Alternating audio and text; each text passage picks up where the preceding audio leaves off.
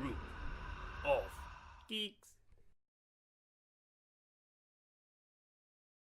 Okay, now we are going to have a look at how to play your cards and the different actions you can make. What I've done here is the 4 cards laid out down the bottom are basically my hand, so obviously they won't normally be laid on the table so the other player can see them. They'd be my hand, but for this demonstration purposes they are all laid out for all to see. So what you would do if playing your hand, you can do 2 actions for your turn. An action, I'll slide these forward as played. So an action, you could play a card as ready, which is that way up, and then his ability can be used. So this one here is to exhaust, choose a character, exhaust it or ready it. So you can exhaust an opponent's character so they can't use it their next turn, or if you've got one already exhausted, you can then turn him over back to the ready side to be used again.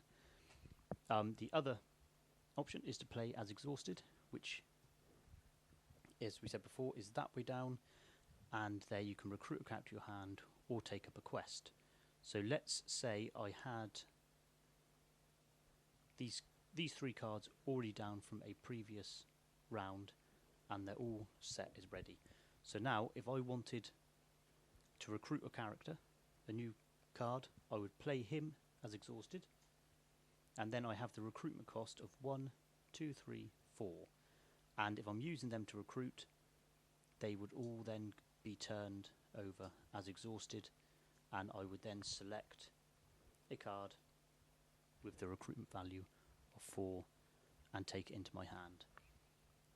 So that is how you play as ready or exhausted. And if a card is exhausted, you're not allowed to turn them just back over on your next turn. They have to stay exhausted until you've run out of cards in your hand, and then the beginning of your next turn you would pick all your cards up and then play your action, your 2 actions. Or if you have a card such as him, so if I played him where it says exhaust already a card, I could then flip her back over to the ready side and then use her again for recruiting or whatever we wanted. Now the other ability, the other action you can use is by playing multiple cards. Now let's say I had 3 of Lubomir Moldbeard in my hand.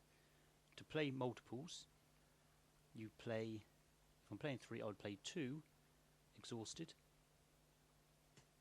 and 1 on top ready. Let's slide them down a bit just so you can see that. So you would have 2 exhausted and 1 as ready. Now the advantage of doing that means you can use his action as many times for as many cards you played.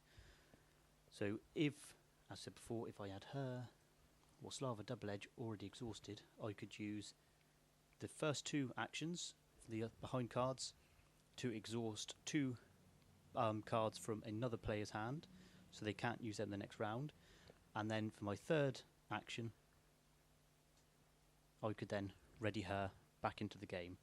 You cannot use, if you play that, you cannot use the recruitment costs of 3. That would still only count as 1 recruitment cost. And the same for the quest as well. If you wanted them to go on a quest, you would only get the 1 quest. So the only advantage of playing the multiple cards is to use the action down there as explained. So those are your 3 possibilities of playing a hand, and next we will look at actually how that all works in a game. Group of Geeks.